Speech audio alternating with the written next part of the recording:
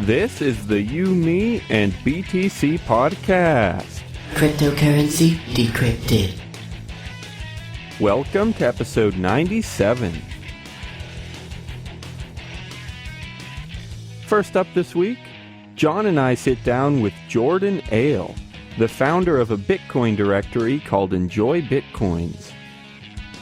Jordan will share how his site works, what it's good for, and some of the best features. We'll even discuss our favorite Bitcoin services on the list and mention some from our ancient Best Bitcoin Services series. Then after that, Tim and I will mull over the concept of fiat currency. What does that term even mean? Could Bitcoin actually be considered a fiat currency? If so, what really makes it different than paper money? Your hosts today are Tim Baker, John Stuart, and myself, Daniel Brown. Here we go.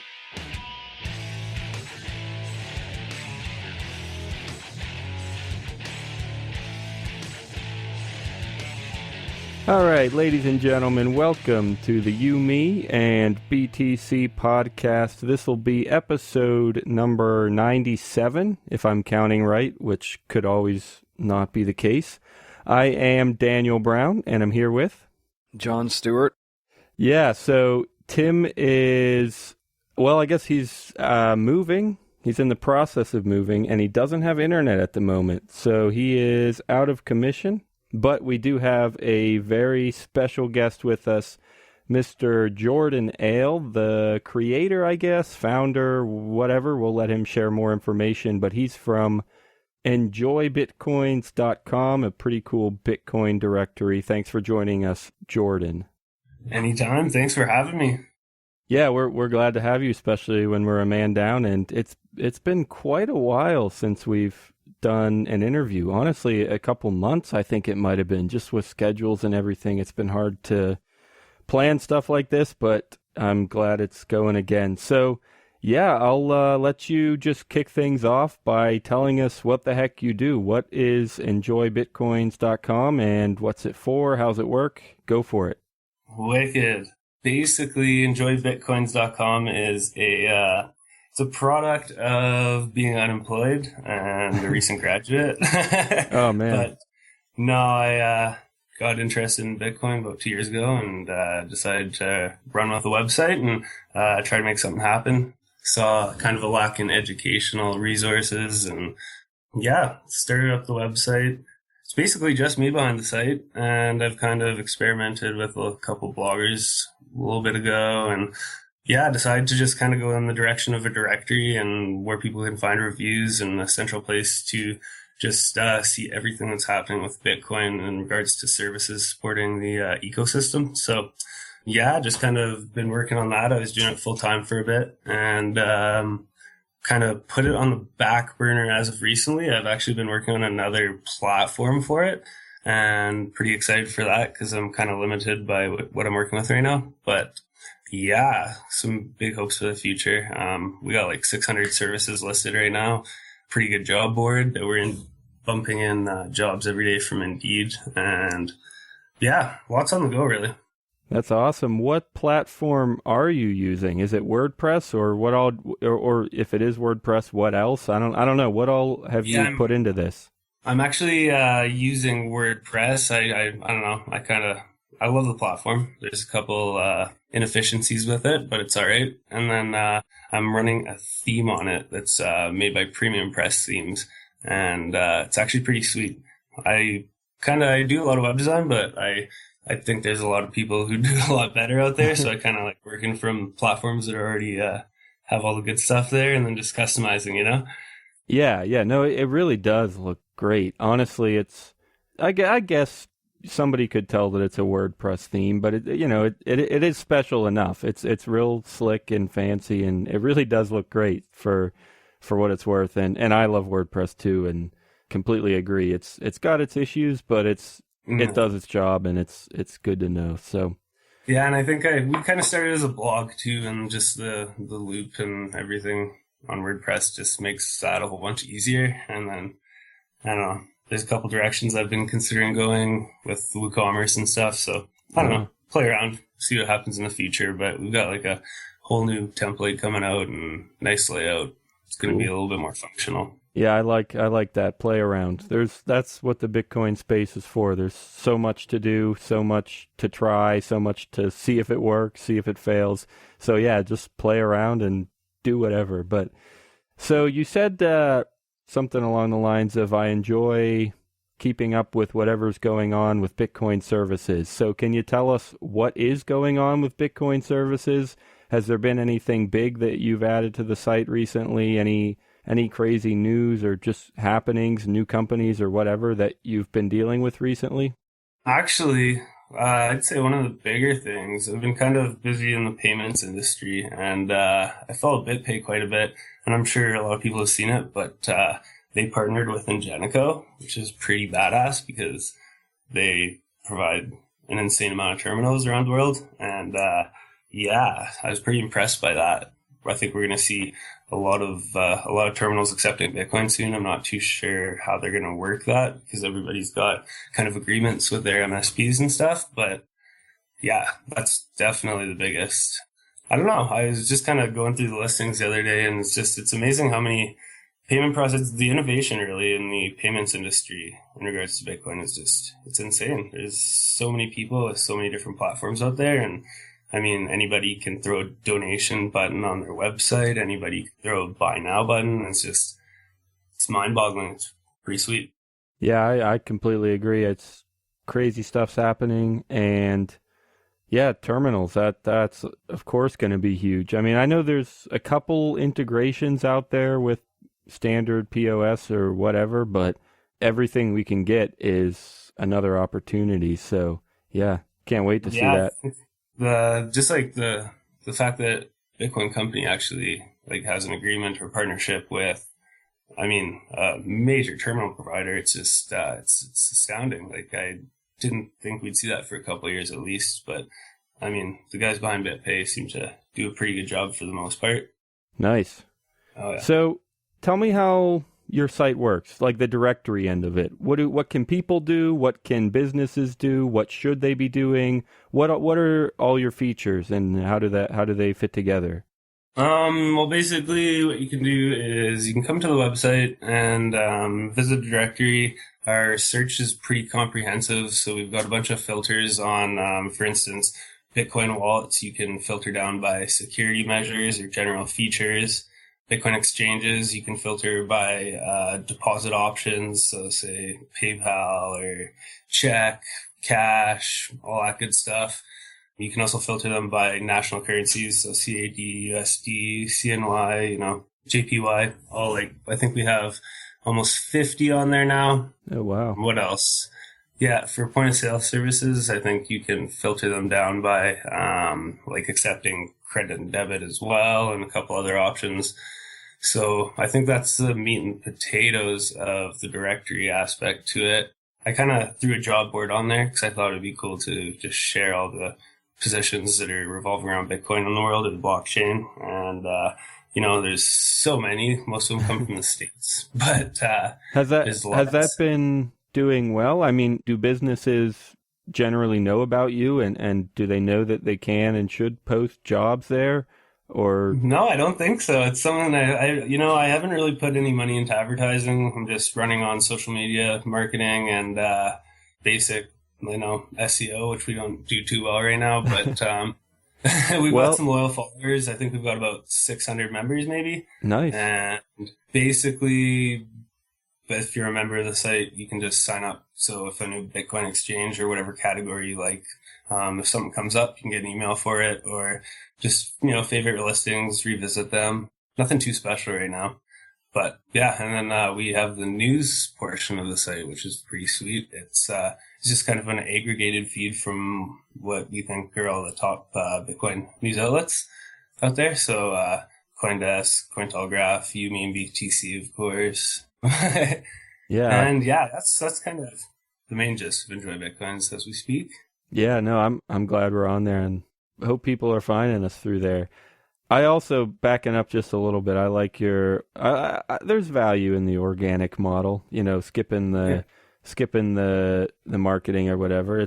I mean, of course marketing helps, but if you don't have money, there can be a lot of benefits to just being organic, being a nice tight-knit community, and just slowly growing so that you can handle it and everything. So that's more or less what we are. We've only very recently done a tiny bit of advertising, just for fun, just to start experimenting and stuff, see how it goes. So yeah, man, and I don't think there can be too many educational resources out there. Like anybody listening, I mean, to get a domain, it's $13. To get a hosting plan, it's about $6.99 a month, and just like get it out there. You don't have to be getting a million hits a day. Just get it up there. If the right people find you, it's perfect. So you guys have reviews on your site. Can you talk a little bit about that? How do the reviews work? Basically, we've just got the simple star rating, so you can give it up to 5 stars if you like it, 1 star if you don't, and then we've got the actual reviews where you can post a comment review. And I don't have those cycling too well right now, but we have quite a few. I'm sure a couple of them are, company insiders coming to leave a good word about their business, but there's a lot of genuine reviews out there. And it's nice to kind of hear what people have to say from the experience of them, because, there's been a lot of Bitcoin companies out there that have disappeared and stuff. So it's always good to hear from experiences of others. Yeah. So do you have to be a member to review things, or can you do that anonymously without registering? You do have to be a member, I believe, but you can just social log in with Twitter or something. Okay. Do you do any reviews for anything? I mean, I see like wallets here. Do you review wallets, or do you just, for any category, do you just post things and then let other people, the users, do the reviewing from there? Do you publish your own content for anything? I don't know. I'm kind of love-hate on that because, I don't know, get some flack for being biased for posting my own reviews, but I generally try to let the community do it. A while ago when I started, we were kind of branded Yo Crypto back in the day, and I actually had the chance to interview a lot of people, and we were posting a lot of blog post reviews on people, but that took too much time, too much, couldn't sustain it. I definitely understand the flack that comes from reviews, and that's another model that definitely has value, is let the community handle it. I'll give you the platform, but it's your job to figure out what's good and what's bad and upvote and downvote or whatever. So yeah, absolutely. There's a lot of people with voices out there, and they like to use them in this community. So yeah, all the power to them. Sweet. So let's see. Do you have any favorites on here? Any services that have always stood out to you? Anything, maybe especially like when you thought of making this site, what are the very first things that you're like, oh, that has to be on there? People need to know about this. People need to know that it's a really good service. What are some of your favorites? What are the ones that you use all the time? You wish were used more, whatever. Okay. I started out back in the day. I was in love with multi-bit, but I recently got rid of that in exchange for Copay. I love Copay Wallet. I think it's super simple. I think is that a mobile wallet or PC? I don't actually. It's desktop and mobile. I think it's BitPay's. It's I do remember. Yeah, Copay, because they have multi-sig, right? I do remember that. So I think it's a super sweet wallet. It's super easy to use. It's got a lot of features. Looks good. So that's one of them. I think everybody needs to know about local Bitcoins, obviously, because that's kind of almost a Bitcoin staple these days. What else? We got CoinKite. I'm not really a fan of the kind of cloud wallets, just because I think everyone knows you never know. But they seem to be legit, and I don't think anybody's rolled out as many features as them. Like, you can pretty much do anything on CoinKite. What else? I know there's some I'm missing. You mean BTC? This awesome podcast. Yeah, I heard about them. I heard they're the best Bitcoin podcast on the planet. So yeah, definitely. What else? Tab Trader. I got that on my phone. Super awesome. What else? Kind of love-hate between the lending platforms right now. Like the lending club. I don't know. So why is that love-hate? It's risky. I don't know. Okay. I've just experimented with a couple bucks on there, and I either am really bad at investing, or or people just bounce with your money. Yeah, I don't know. What do you guys use? What are your go-to services? Gosh, we actually did a 2-part episode really, really early on. I want to say maybe episodes 7 and 8. So I wouldn't actually, I shouldn't say this, but I wouldn't really recommend spending, for any listeners, I mean, I wouldn't really recommend listening to those unless you have an interest in some kind of vintage, whatever, I don't know. Just because there's 2 reasons. One, because it's going to be really bad audio quality because we had no clue what we were doing back then. And 2, because I think most of the services are outdated or gone by now. I don't know, I mean, we hit like blockchain.info. We hit, I think, a couple mobile apps. I don't remember what they were. I think we hit on Amagi Metals. They're not really a Bitcoin service, but they accept Bitcoin. And I think all 3 of us have used them before and enjoy them. Do you remember anything else, John? We did BitBrew, which disappeared after a while. Disappointingly. And I think we might have done Hestia too. Oh, Hestia. And that one, yeah. I would absolutely recommend Hestia tobacco to any listeners out there. They sell craft filtered cigars for Bitcoin, and I love them. So yeah, I enjoy those too. So I'm gonna have to check those out. But yeah, we definitely talked about Purse too, and that's still probably like that might be sure? Did they exist all the way back then? Episode I'm pretty 7 sure. or 8? I think we talked about Purse. Okay, all right, maybe we did. But yeah, Purse, I mean, we talk about them like pretty much every episode. Yeah. And we always joke about how much we talk about them, but we really do love, like, I just love using Purse. It's so great. Yeah, so I've never actually tried Purse. I've wanted to, but it's a pretty awesome idea. I mean, anything on Amazon for easily 20% off, sometimes more. And for anybody out there, if you want to sign up, code YMB will get you 10 millibits back if you spend $50. So that's what, like an extra 5% on $50. I guess it's more than 5% now with the price going up like it is. But anyway, purse.io, code YMB. We did not plan that plug, but we can do that. So walked right into it. Yeah. Cool. What else? Actually, there's one way back in the day when I was U of Crypto, and I was just emailing so many people to get interviews, and I couldn't find anyone to get an interview, and I was just flooding emails out there in the Bitcoin shop, and I think they're like BTCS Incorporated now or something, and their marketing girl Mercy and Charlie sat down and had a conversation with me for like 45 minutes. It was super badass, so I have to give a shout out to them because it was absolutely awesome, super inspiring. Nice. Yeah, it's great to meet the people who are the movers and shakers. That's part of the reason I love doing exactly this right here, is because I get to talk to so many awesome people, and they are, a lot of them out there are inspiring, at the conferences and stuff. There's a ton of great thinkers and just nice people with great ideas. So what conferences have you made it out to? It has been a while, but I went to 2 last summer. I went to, the first one was Bitcoin and the Beltway. That was all 3 of us. That was done by Jason King from Bitcoin Not Bombs. Am I saying that right, John? Well, he is Sean's mainly Outpost. from Sean's Outpost. Yep, that's what it is. And then after that, I went to Cryptolina in South Carolina, I think it was. And those are my only strictly Bitcoin conferences. I have also gone to 3 or 4 good-sized Liberty conferences, and those always have some Bitcoiners around and stuff. So very nice. Yeah, that's always been fun. Well, I just wanted to ask, like, where do you see the site going? Like, how can you guys grow? What's the next thing on the horizon? I mean, I know you said you have kind of slowed down work on it, but is there anything coming up in the future? That's a very good question. I have recently got employment, and it was kind of hard to fund it in the past, and now I've got a little bit of finances to put behind it, and I'm working on the new platform. I can't even tell you the direction really, because I don't want to set anything in stone, but I do have a couple of plans.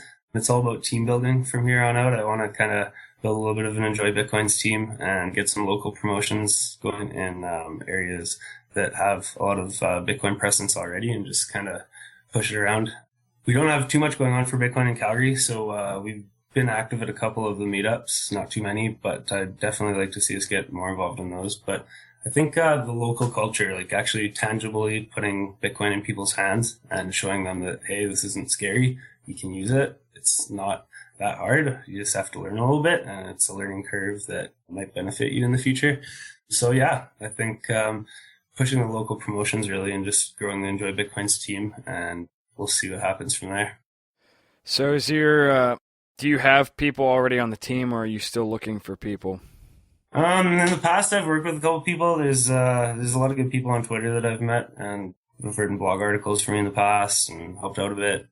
I'm not too sure. I don't have a team in place, no, but hopefully we can get a good one, I guess.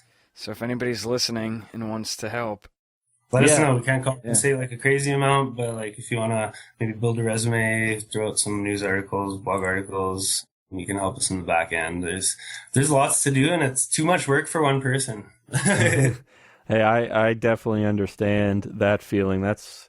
It's been getting close to that with YMB. It hasn't been terrible, but there's a lot of stuff. I mean, it works, but there's a lot of stuff that I wish I could do and don't have the time. So yeah, no, absolutely, man. The maintenance and growing it are two very different things. Oh yeah.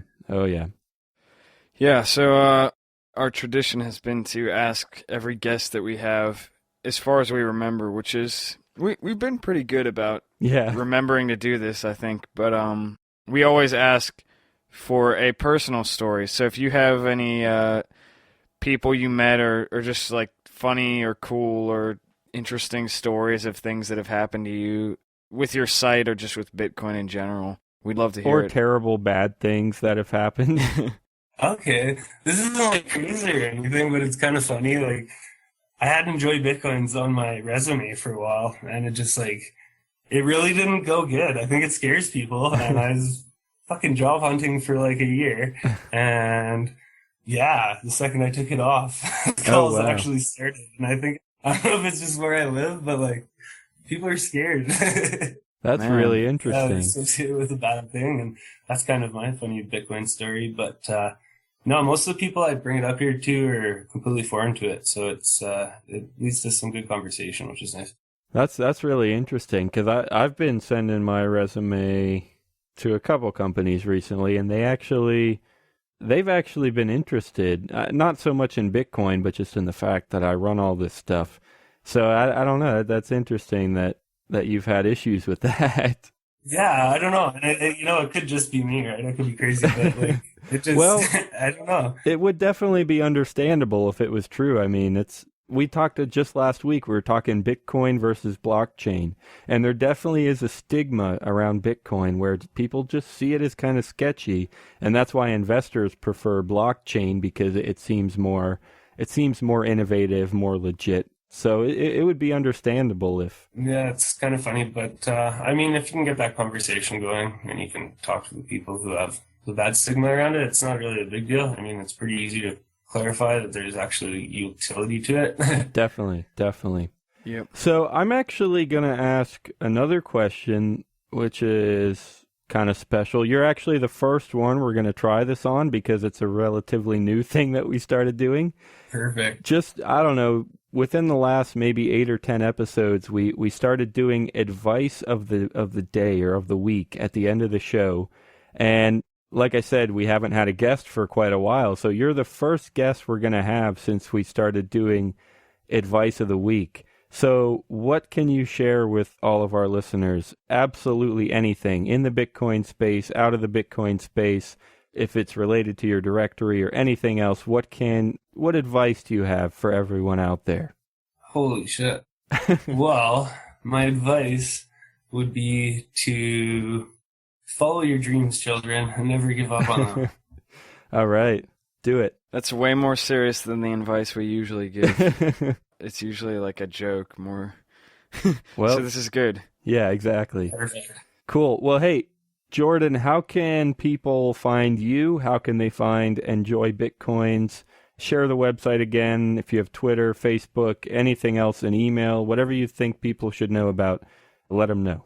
Wicked. Well, you can come to enjoybitcoins.com and you can contact us through that, or you can find us on Twitter at enjoybitcoins. We've also got at PRBitcoin, and my personal account is at marketminded. What you can also do is you can support your local Bitcoin meetups and you can go meet some people in your community. And then if you're in Canada, you can come to vote.co/v/Canada Bitcoin. And I think that's about it. Awesome. This was Jordan Ale from enjoybitcoins.com. Lots of fun. Glad we finally got another guest in the lineup. Thanks so much for joining us today. Much appreciated. Thanks for having me, guys. I've been looking forward to it. Are you tired of Bitcoin dice and ready for something different? Try LuckyBit, the original falling coin game, at luckybee.it. It's the most exciting Bitcoin game on the web. You can bet on 5 different payout lines and win up to 999 times your bet. You can even use their faucet to get some free Bitcoin. Dice is boring. Play different at LuckyBit. Check it out at luckybee.it. Hey everybody, welcome back. I think it'll be welcome back. I think this will be the second half of the show. I am Daniel Brown, and John is gone now, so I'm here with Tim Baker.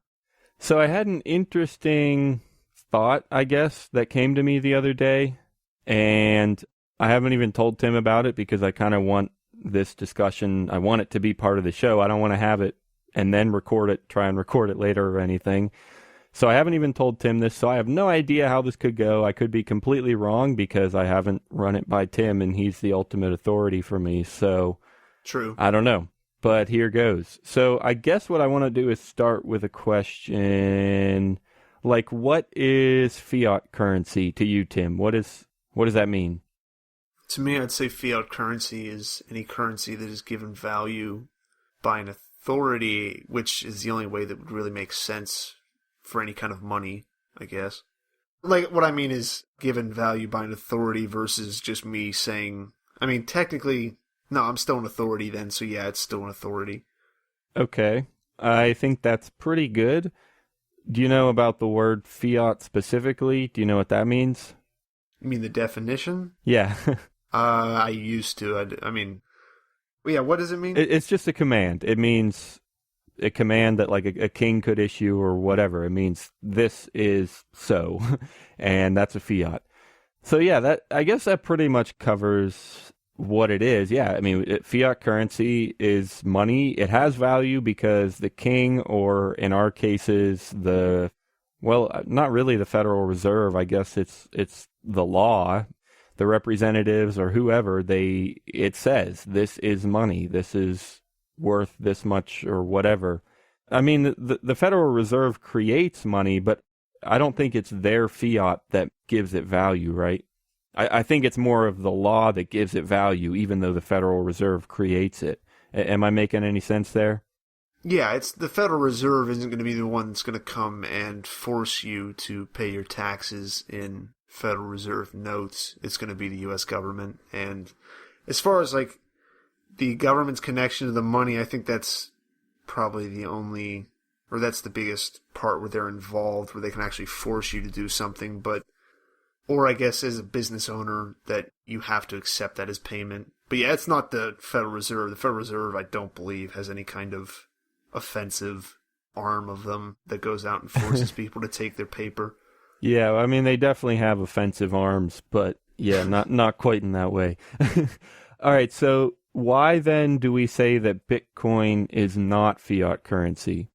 Well, who's we? I don't know. I may have said that in the past. I don't really remember. Well, I'd still consider Bitcoin fiat, if only because it's a little bit different because it's not a central authority telling it that it's worth something. It's all of us, but I still think although that's a completely different use of the word authority. Well, I think the way I'm thinking about it.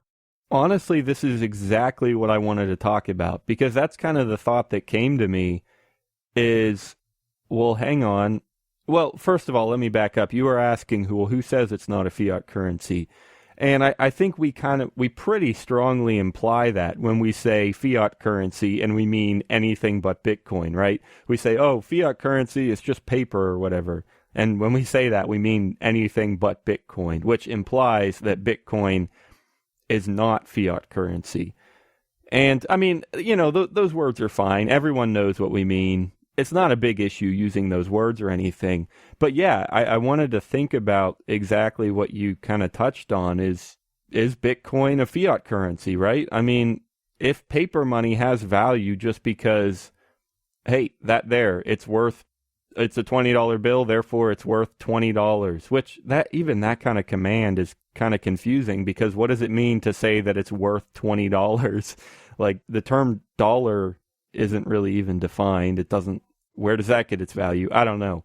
But still, there is a pretty strong parallel there with Bitcoin where it doesn't have any value except what people say that it has. And if I'm not willing to give you $400 for a Bitcoin, that's the price that it's getting up to now. Or I guess it's a little over. It's hovering right around it, which is pretty crazy. And if I'm not willing to give you $400 for a Bitcoin, Tim, it doesn't quite have that value. I mean, it might have that value for someone else, but even then, no matter who accepts it, no matter who gives you $400 for that Bitcoin, it only has that value because that person says, yeah, I think that's worth about $400. And that's it, right? Does that sound like a fiat to you when somebody says, anytime a trade happens, it's kind of like a command. They're saying, yes, this has this much value, and this is why I'm willing to trade this much for it. Does that seem like a fiat? Yeah, I mean, I think so. More than what we're talking about with Bitcoin, if that's what you mean. Okay, so I think then what the distinction could be, and you can tell me if you think I'm right or not, but maybe the distinction is in who is giving the command. When the king says that has to be worth $20, that is him, that's the king, imposing his whatever, supposed power or whatever on other people. He says, he doesn't care about himself. He's saying you have to accept that as $20 and you have to give that as $20. Whatever. He's telling other people what it should be worth. Whereas when I trade you dollars for a Bitcoin, nobody is telling us what that price should be. We're deciding that for ourselves. And if either of us doesn't agree on the value, then we don't have to accept each other's definition of value. Or not definition, but assignment of value.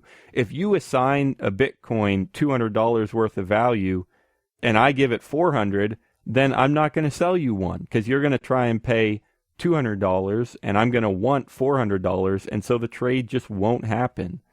But nobody's forcing that on us. Those are by our own decisions. Does that seem like a valid distinction? I don't know. Any thoughts there? Yeah, and that part of the reason for that is because of how Bitcoin is also a commodity, I believe. So that it's a little bit different because like the same thing if we take silver or gold, something like that, where even then I'd say that's still going to be a fiat in a certain way just because we yeah, absolutely. I was going to get there. Yeah, but go ahead. But like Bitcoin, it's just treated differently because it's not a legal tender. So like if you're using silver or Bitcoin for a transaction, more likely silver, you're probably not going to base it right off of the spot price. There's probably something else involved there as to why you're using silver. With Bitcoin, the way that we haggle over the price, that might also be because of the whole, maybe what I should focus on more is that it's not issued. And it's not issued with a certain value. The value fluctuates because it's commodity. The value fluctuates compared to the dollar.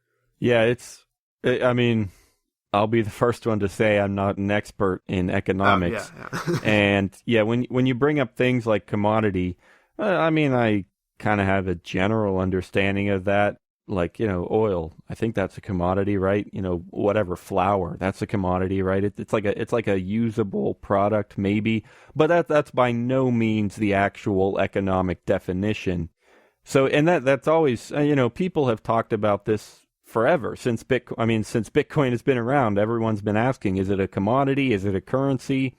Honestly, I'm not super concerned about stuff like that because it doesn't matter too much if it's a commodity or a currency.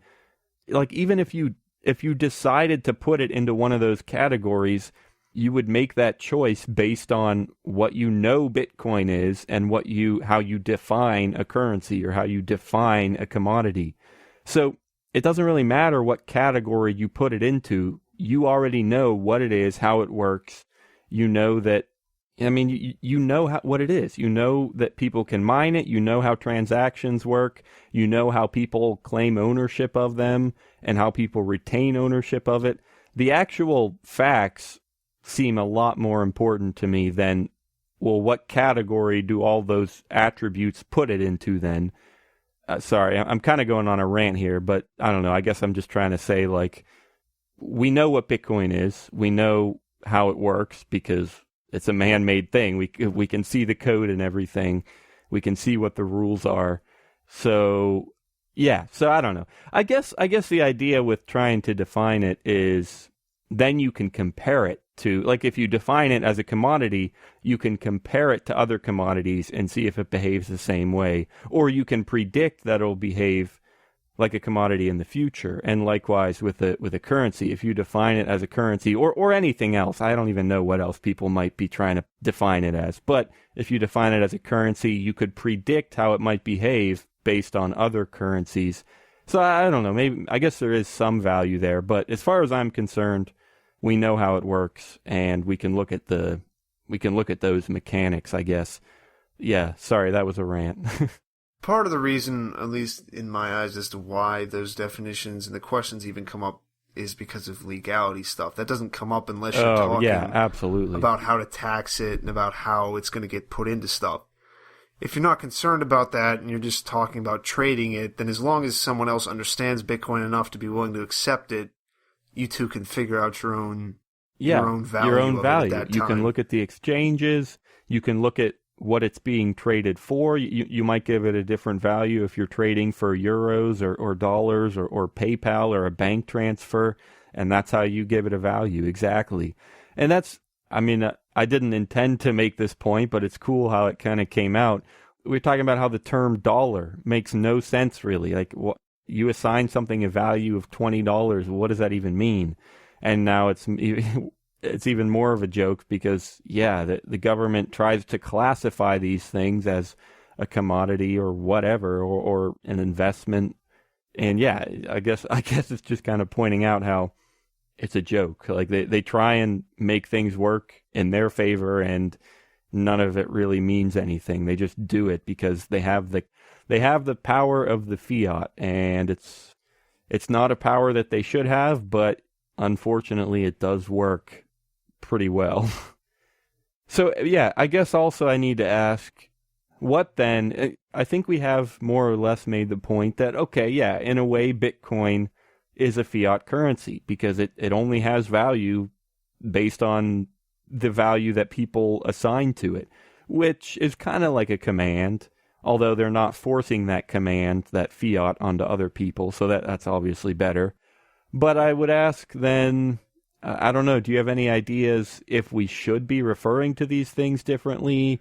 Is just calling it fiat versus Bitcoin, is that enough? Do people, I kind of said they do understand what we mean, but I want to know if you agree. I want to know if you think there should be some other terms involved there, any other way that we should be doing things, or was this just a fun semantic discussion? I think it's mostly a semantic discussion. Until there's a problem where a lot of people are getting confused when they talk about trading Bitcoin or really anything else, I think that's where you might want to come up with a different word for it to separate the confusion. But I don't really, the only time words are important, it seems like, or besides just like making sure you're conveying the right kind of, let me say that again. You're not conveying very well, Tim. Yeah, exactly. I'm not doing a very good job of this right now as I'm talking, but the only time words are important are when you're trying to get an idea across, and it really doesn't matter what words you use to do that. If they know what you mean. You don't have to use the grammatically correct term if the listener, the audience, is going to know what you mean. And I definitely support that mindset. I love that mindset. Yeah. Yeah, I mean, like, logically from that, I'm still going to bitch at you and bother you about it because it gives me joy whenever you respond because you can't stand to not hear it. I don't know, though, Tim. It's been quite a while since you've picked on my words. Well, you haven't said anything stupid unless you said something earlier in this episode, and I was just like, what is he Tim, that is the nicest about? thing you've ever said to me. You haven't said anything stupid in at least a day. Yeah, it's been a while. It's been a while. The only time, like, you have to be picky with words when it's legal, because then you're having to deal with some, as I've said before, a cunt in a robe, then figuring this out from something you wrote down, and you can't trust these fucktards for much. So, I mean, not all judges are bad. I can't, well, fuck that. You all, right there. We don't, like, the audience can figure out themselves, not every single judge is a fucktard, but, so I don't even need to say that. Good call. And yeah, it's just another point. Like only the law would be so picky to force you to use certain words when it's pretty clear what you meant. I mean, that's not to say that communication is not an art. If you're talking to, 1,000 people or 100,000 people or whatever, then yeah, you might want to use some more specific terms because all million of those people are going to listen differently. They have different backgrounds and they might interpret your words differently. So you want to be more specific, more technical, whatever. So communication, yeah, you can do it better, but obviously you shouldn't be forced to if you don't have to. So anyway, yeah, that was fun. We had a semantic discussion and then argued about how pointless semantics were, but that's okay. So let's go, Tim. Advice of the day. I before E except after T. Except in all the times that it doesn't work like that. You do know that's not the right way, right? I have no idea what it is. It's I thought you were being serious and you were trying to make up a new rule just to be an idiot. It's I before E except after C, Tim. Come on, you don't even know your grammar. Nobody's ever. No, I know how to. That's not actually. It's not a grammar thing. It's a spelling thing, and I'm smart enough to know how to spell. Yeah, you're not going to spell words with T's right. If the word has a T, an I, and an E, you're going to spell it wrong. So you're. I never said I'd take my own clearly advice. Not that smart. You just said that you understood spelling well enough, and then you're like, okay, whatever. Well, no, I don't take my own advice in that I never even apply it. I just spell things without having to have some stupid little rhyme going in my head. Like, how do I spell this? I don't know. I just know. I used to read the dictionary when I was a kid. I just remembered everything. Wait, seriously? No. Well, I'm sure I did a few times, but not enough to remember every word. My advice is to not force people to give things value. I don't really think you should force anybody to do anything, but definitely don't force them to give a piece of paper the value of $20 or $100 or whatever. I don't know. I think that's a bad... Well, it's a good idea for you. It'll if you continue in those kind of patterns, you might make millions in tax revenue, billions, trillions, whatever. You'll get away with trillions of dollars worth of debt all the time and nobody's really going to care. You might build up a gigantic military to protect yourself. So it's a good idea for you, I guess, to force people to accept paper and, as with certain value. But my advice is not to do that because, I don't know, that's mean. I don't want you to be mean. It's not very nice. So please don't. Don't do it.